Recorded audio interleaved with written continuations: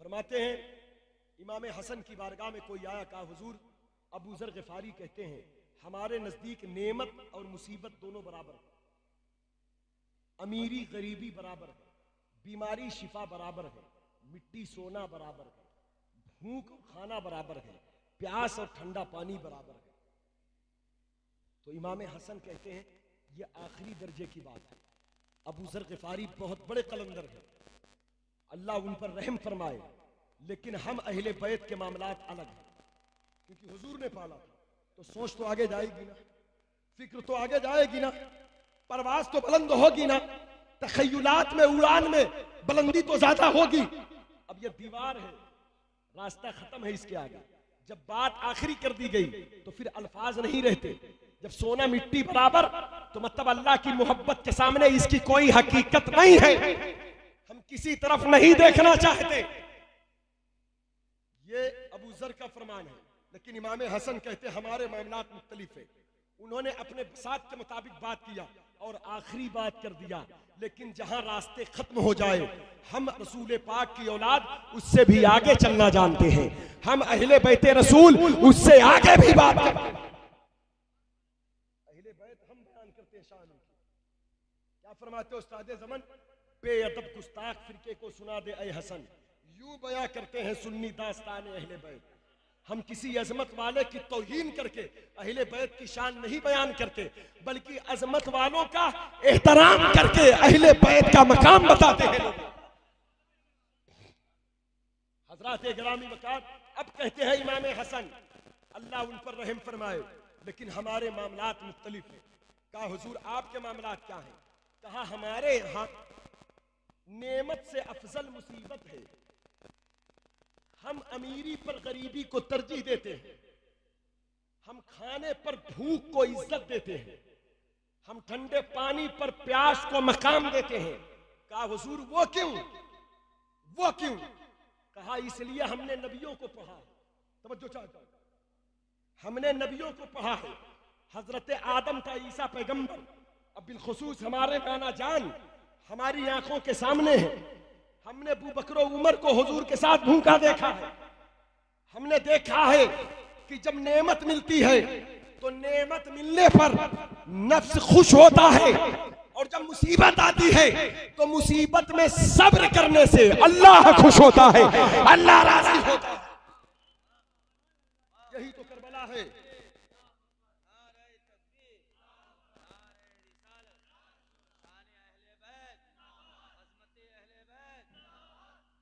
मुसीबत आहो फगा के लिए नहीं आती, मुसीबत सीना पीट कर गरीबान फाड़ने के लिए नहीं आती, मुसीबत अल्लाह के लिए सब्र करने के लिए आती है। और जब सब्र हो जाए फिर इनाम पर इनाम है, दर्जे पर दर्जा है, हर कदम पर एक मंजिल है, हर मंजिल पर एक नूर है, हर नूर पर एक खुशबू है, हर खुशबू पे एक जलवा है, हर जलवे के आगे एक हिजाब है, हर हिजाब में 70 हिजाब है, 70 हिजाब में 70 जलवे हैं। अब बंदा प्रवास करता चला जाता है यहां तक कि अपने रब से मुलाकात का शर्फ हासिल कर लेता। अब इसे कुरान की ज़बान में देख ले, फरमाया वला नबलुवन्नकुम बिशैइन मिनल खौफ, हम तुम्हें जरूर आजमाएंगे। किसको? आगे हुजूर ने फरमाया कुराबतदार जो है उनको आजमाएगा, उसके बाद दर्जा बदर्जा ईमान वालों को। आजमाइश हमारी भी होगी, आपकी, और हो रही है, हम महसूस नहीं करते। बंदे मोमिन जब कभी ईमान की राह पर कदम रखता है तो इम्तिहान में आ जाता है, क्योंकि दुनिया है ईमान वालों के लिए इम्तिहान का। ये इम्तिहान देने की जगह है, रिजल्ट कब होगा? अब वो आजमाइश होगी, कैसे होगी उसको कुरान ने खुद बताया, हम तुम्हें जरूर आजमाएंगे। कैसे? कहा खौफ से, किसी भी चीज का खौफ हो जाए, गरीबी का, अमीरी का, दौलत का, बीमारी का, बच्चों का, पड़ोसी का, रिश्तेदार का, हुकूमत का, सल्तनत का, बादशाहत का, तिजारत का, खरीदो फरोख्त। अब देखना है इस खौफ के बीच में रहकर बंदा दुनिया के खौफ में रहता है या अल्लाह के खौफ में रहता है। हम तुम्हें आजमाएंगे खौफ से, भूख से। बहुत पत्थर बंधे हैं मक्के, मदीने, शाम, बसरा, इराक, बगदाद में। अब ईमान कमजोर हो गए तो आजमाइशें भी कमजोर हो गई। 25 साल तक गौस पाक ने दरख्त की पत्ती खाया है बगदाद के जंगल में, आज भी गवाह। 12 साल तक साबिर पाक दूलर भी इक्तफा करते रहे। बाबा फरीद का उर्स गुजरा अभी 4 दिन पहले, बाबा साहब का उर्स गुजरा है 4 दिन पहले। हजरत गिरामी वकार अल्लाह मोहम्मद 4 यार हाजी ख्वाजा कुतुब फरीद, अल्लाह इन प्यारों का सदका अता करे। इलाही ताबवत खुर्शीदो माही चरागे चिश्तियारा रोशनाई, बगिरदाबे बला उस्तादा कश्ती ज़ईफ़ाने शिकस्तहरा तू पुश्ती, बेहक के ख्वाजे उस्मान हारूनी मदद कुनिया मोहीनुद्दीन चिश्ती। रसूलुल्लाह का नूरे नजर, हुजूर गरीब नवाज, इमाम हुसैन का खून और नूर, सुल्तानुल हिंद ताए रसूल 20 साल तक ख्वाजा उस्मान हारूनी की गठरी ढोते रहे। क्यों? इसलिए ताकि सब्र मुस्तफा जो है, जो मेरे बाबा ने करबला में किया है, उस सब्र पर मैं मजबूती से कायम हो जाऊं, फिर भूखा प्यासा रहकर शाकिर बनकर अल्लाह का महबूब बंदा बनकर। तरबियत तो लेनी पड़ती है, तालीम लेनी पड़ेगी। हजरत गिरामी वकार तो दर्जा बदर्जा ईमान वालों की आजमाइश, तो कहा भूख से आजमाए, खौफ से आजमाएंगे, कभी माल की कमी से आजमाएंगे, गरीबी से, कभी फल फ्रूट की कमी से आजमाएंगे, कभी जान से आजमाएंगे। जान कैसे? कभी जवान बेटा बूढ़े बाप को ले जाएगा, हालांकि ये काफिरों के यहाँ भी है, लेकिन उनकी आजमाइश नहीं है, उन पर तो अज़ाब इलाही की एक झलक है। उनको ये बताया जाता है कोई है जो जिंदगी और मौत देता है, ईमान। लेकिन हम ईमान ला चुके तो हमें आजमाया जाता है कि अल्लाह की राह में साबित कदम हो जाओ। कभी कभी बूढ़ा बाप जवान बेटे को ले जाता है कांधे पर, कभी जवान बाप बच्चे को गोद में लेके जाता है, कभी कभी इंसान इतना गरीब होता है कि बच्चे बीमार हो, इलाज के पैसे नहीं होते, कभी कभी इंसान की इज्जत दांव पर लगी होती है। और ये सब करबला में है एक साथ। हमारे यहाँ तो गाहे बगाहे छिटक पिटक कर आती है, ये सब करबला में है। भूख भी है, प्यास भी है, दर्द भी है, बीमारी भी है, जुदाई भी है, रुसवाई भी है, पानी भी नहीं, खाना भी नहीं, दौलत भी नहीं, सरमाया भी नहीं, वतन भी नहीं, अपना भी नहीं, पराया भी नहीं, सब करबला में। और ये आजमाइश थी, और इमाम हुसैन को बहुत पहले बता दिया गया था, क्या?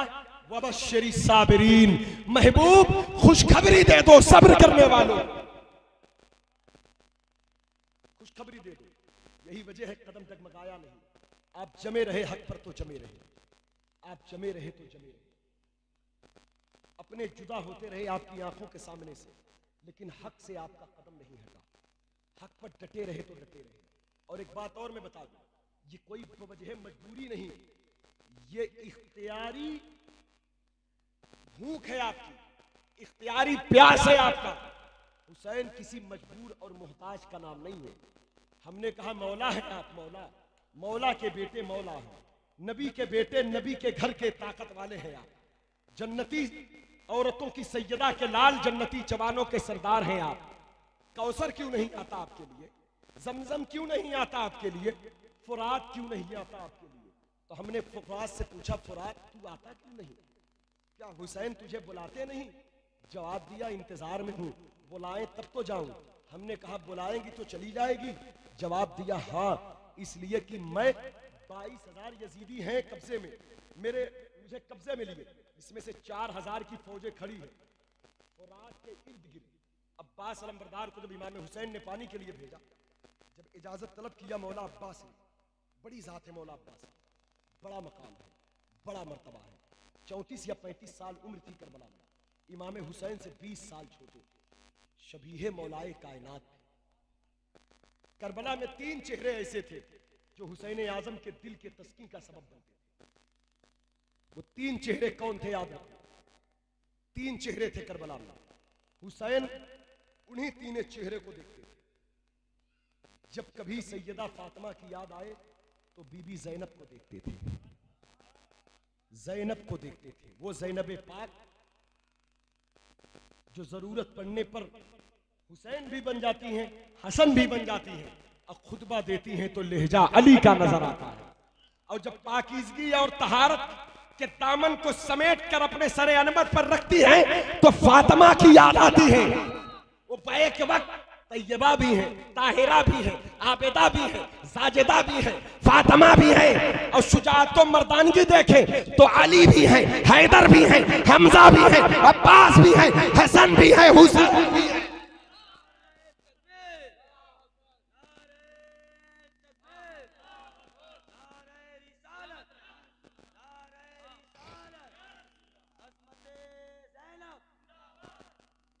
मेरी माओ, मेरी बहनों, मखदूम पाक बीबी ज़ैनब पाक की पाकीज़गी आपको आवाज दे रही है। आप कभी दुनिया की रंगरैलियों की तरफ मत खोना। अपने भाई हुसैन का बाजू बनकर करबला में खड़ी रही। वादी करबल में इमाम ने कहा था मेरी बहन ज़ैनब मैं जा रहा हूं। कहा भाई मैदान तक रुखसत कौन करेगा। इमाम की आंखें भीग गई, इमाम की आंखें भीग गई। कहा तेरे चेहरे की ज़ियारत मेरे तस्कीन का सबब है, दिल की तस्कीन, राहते कल्ब राहते रूह है। क्योंकि मेरी बहन तो है, लेकिन तू मेरी माँ जैसी। किरदार में, लहजे में, बात में, अंदाज में तेरी गोद खाली हो गई, तेरे 2 बेटे शहीद हो गए। अरे मेरी बहन, अपने भाई के लिए तूने नजराना पेश किया है। अब मेरी एक बात और कबूल कर ले। कहा भैया फरमाएं। कहा मेरे पूरे खेमे हुसैनी की बागडोर तेरे हाथ में है।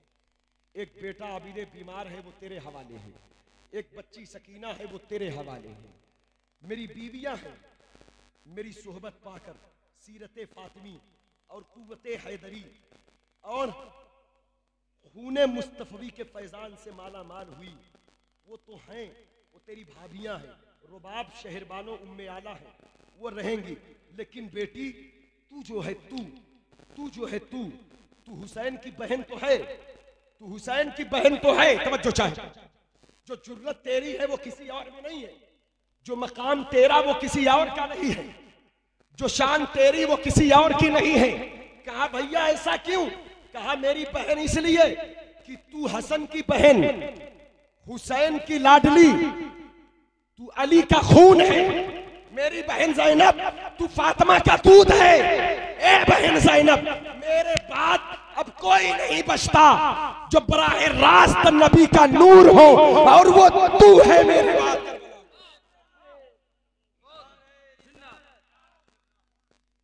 वो तू है, अली का खून है, फातिमा का दूध है, नबी का नूर है। ये तीनों चीजें जिस वजूद में इकट्ठा हो तो वो हसन बनता है, हुसैन बनता है, वो ज़ैनब बनती है, उम्मे कुलसूम बनती है। इसलिए मेरी बहनों, ठेला मेला आपके लिए नहीं है। मसनूई मकामात पर जाकर करबला समझकर अपने ख्यालात, अपने गढ़े हुए अकीदे के मुताबिक कुछ चीजों को दफन करना यह हकीकत नहीं है। आप ज़ैनब के किरदार को अपनाओ। आप जहां बैठी हो वहीं ज़ैनब है, जहां आपका मुसल्ला है वही हुसैन का सजदा है। जो किताब आपको जहेज में आपके बाप और भैया ने दिया है वही फातिमा की सीरत है। कहीं जाने की जरूरत नहीं। ये सजदा तुम्हारे आंगन में है, कुरान तुम्हारे घर में है, सीरत ज़ैनब तुम्हारे माहौल में। इसलिए बेपर्दगी का मुजाहिरा न करें, मुआशरे को पाक कर दे। चंद दिन की जिंदगी है, मर जाएंगे, खत्म हो जाएंगे।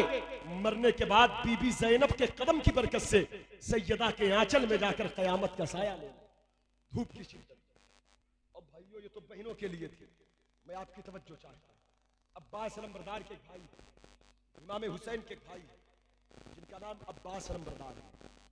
हुसैन जब माँ की याद आती तो ज़ैनब को दिए, हुसैन जब बाबा की याद आती तो अब्बास अलमबरदार को।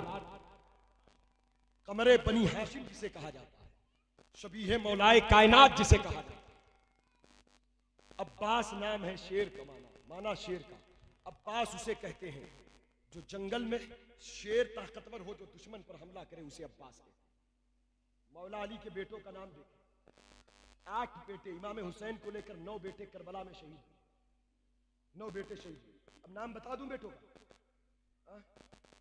अबू बकर, नहीं बोलेंगे सुभान अल्लाह। जिस अबू बकर के जिक्र से नफरत होती है वो अबू बकर अली के घर में रहते हैं। पूछा गया अबू बकर नाम क्यों रखा आपने। दूसरा नाम कहा उमर, तीसरा उस्मान। हमने कहा ये खुलफाए राशिदीन आपके घर में, तो कहते हैं अली हूं अली। अली हूं अली रसूल पाक के खुलफा से अगर शेर खुदा अली मोहब्बत ना करे तो कौन करेगा? वो मेरे यार हैं, मेरे साथी हैं। फिर आगे कहे, फिर कहते हैं बच्चों का, बेटों का नाम फिर बताते हैं। कहते हैं हमजा, अब्दुल्ला, जाफर, अब्बास। हजरत गिरामी वक़ार ये मौलाए कायनात के बेटे हैं। अली के घर का नाम भी देखें, हैदर, जाफर, हमजा, अब्बास। ये नबी के घर के नाम पहले ही थे। अब्बास चचा, हमजा चचा, सैयदुल शुहदा, ये नबी के घर के नाम। जाफर मौलाए कायनात के भाई का नाम, जो जाफर तैयार जन्नत में प्रवास करते हैं। अब्बास नंबरदार के बाजू कटे करबला में, उनको भी अल्लाह ने पर अता फरमाया, वो भी जन्नत में प्रवास करते हैं अपने चचा हजरत जाफर तैयार के साथ। ये नबी के घर के नाम है। शेर जब बैठकर आराम करता है, सबका माना शेर का होता है। इसलिए मैं आपसे दरख्वास्त करता हूं, मेरे नौजवान भाइयों, मेरे दोस्तों, मेरे अजीजों, मेरे बुजुर्गों, देखिए गलत मत करना। चरस, भांग, गाजा, शराब, जुआ, जिना, बदकारी, लिवातत, रिश्वत, सूद, बियास, झूठ, मकरो, फरेब, अय्याशी, इसके करीब न जाना, वरना शर्मिंदगी होगी, वरना शर्मिंदा होगी, रुसवाई होगी, इस्लाम बदनाम होगा, घर खानदान बदनाम होगा, बाप दादाओं की इज्जत जाएगी। इसलिए तौबा करें इससे, और उसके बाद हक पर कायम रहे, सच्चाई पर, सदाकत पर, तिलावत पर, हलाल पर कायम रहे, मगर डरे ना, खौफ ना रखें। ये काम किसी दुनियादार से डरने के लिए नहीं, अल्लाह से डरने के लिए पैदा हुआ। भूख भी डराएगी, अल्लाह है। प्यास भी डराएगी, अल्लाह है। गरीबी भी डराएगी, अल्लाह है। बीमारी भी डराएगी, अल्लाह है। हुकूमत भी डराएगी, अल्लाह है। मौजूदा दौर की बादशाहत और सल्तनत भी डराएगी, अल्लाह है। दौलत वाले डराएंगे, अल्लाह है। हर तरह के लोग डराएंगे, लेकिन डरना मत, हक पर डटे रहना। और हक पर रहने के बावजूद फिर तकलीफें दी जाए तो कहना या हुसैन सब्र अता करो, करबला के असर पाया जा रहा है। और जब हक पर रहोगे तो जहां सब्र होगा वहीं मदद होगी, जहां सब्र होगा वहीं करम होगा, जहां सब्र होगा वहीं अब्बास होंगे, जहां सब्र होगा अकबर होंगे, जहां सब्र होगा हसन होंगे, जहां सब्र होगा हुसैन होंगे, जहां सब्र होगा अली होंगे, जहां सब्र होगा नबी होंगे। इन्नल्लाह मास्साबिरीन, हक पर रहोगे, सब्र करोगे, जहां सब्र होगा वहीं खुदा होगा, वहीं परवरदिगार।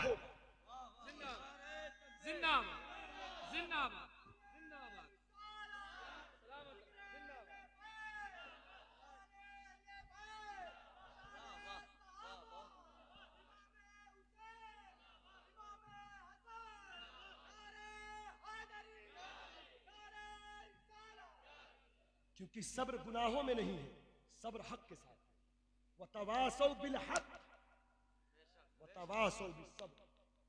झूठ बोलकर कोई साबिर नहीं हो सकता, गीबत करके कोई साबिर नहीं हो सकता, गरीबों का माल खाकर कोई साबिर नहीं हो सकता, कमजोरों को सताकर कोई साबिर नहीं हो सकता, अपनी दौलत की नुमाइश करके कोई साबिर नहीं हो सकता। हक पर रहो, आजिजी के साथ, इनकिसारी के साथ, गुनाहों से फिर सब्र करो, फिर देखे अल्लाह की मदद कैसे आती है।